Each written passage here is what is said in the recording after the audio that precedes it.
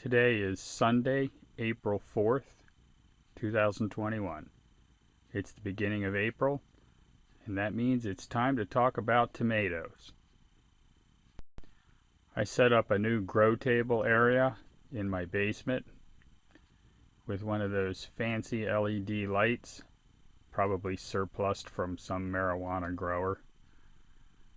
And if things go well, in about a minute, the light should come on if we finally got the automatic timer programmed properly.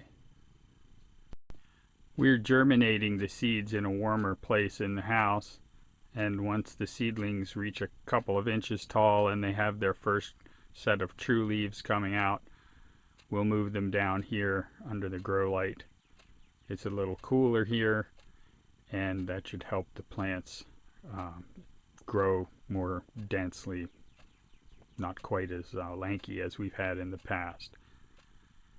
So hopefully in a few seconds we'll have light.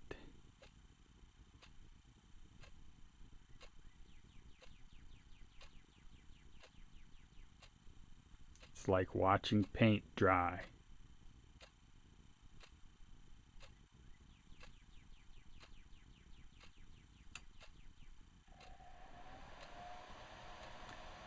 Ah, boy, that color of light is so annoying.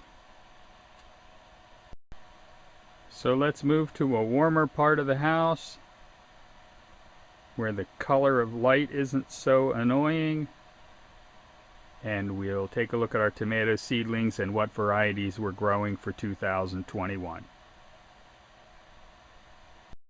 I started a total of 20 varieties of tomatoes, 6 seeds of each.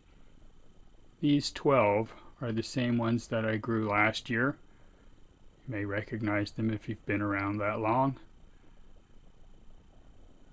Garden Leader Monster, Beefsteak from 2 different companies, Large Red Cherry, Carbon, Brad's Atomic Grape, Brandywine, Purple Russian, Super Steak Hybrid, Mortgage Lifter, Supremo, and Ace 55. And here are the 8 new varieties for this year: Steak Sandwich Hybrid, Rutgers, Mortgage Lifter VFN, Sophie's Choice, Mr. Fumaroli, and then some seeds from smaller seed companies: Black Crim, Tiny Tim, and Wild Tomato. Black Crim is not really a new variety for us. It's an old one that's making a comeback. Last year I started 6 seeds each of 12 different varieties of tomatoes, a total of 72 seedlings, and I started them all on the same day. That had some disadvantages, so I'm making a few changes this year. Let me get these peppers out of the way. First of all, we're growing 20 varieties instead of 12. 6 each, that's 120 tomatoes.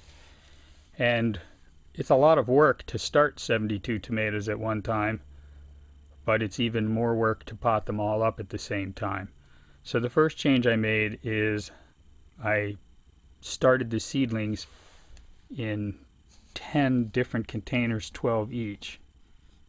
And I started 1 container of 12 each day. So that means the tomatoes are all growing at different rates. These are the first ones I started. You can see that they have true leaves on them, and it's about time to pot them up.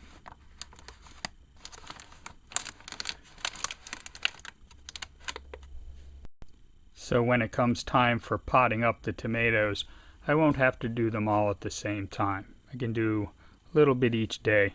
It'll help spread out the workload. The second change I made was to start the tomatoes earlier. I actually started them 10 days before April 1st. That way the tomatoes have additional time to grow, and we never know how early we'll be able to put the tomatoes out. It could be the 15th of April, or it might be as late as the 15th of May. We just don't know. So this way I'll have some tomatoes ready to go out early if we get a warm spring. And the third change is a disaster recovery plan. If you notice, the T5 has no tomatoes in it. That's my carbon tomato seeds. That was my best tasting tomato last year, and not a single one of them germinated. I don't know if the second tray will germinate or not. I started them about 7 days after these. They still haven't come up.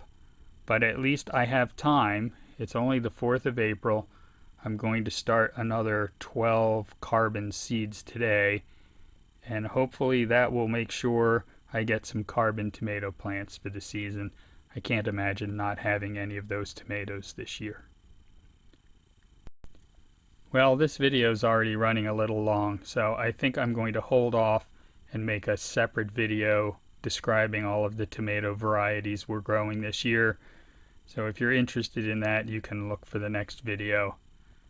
Otherwise, happy gardening everybody. Turn off YouTube and get out there and make some stuff grow.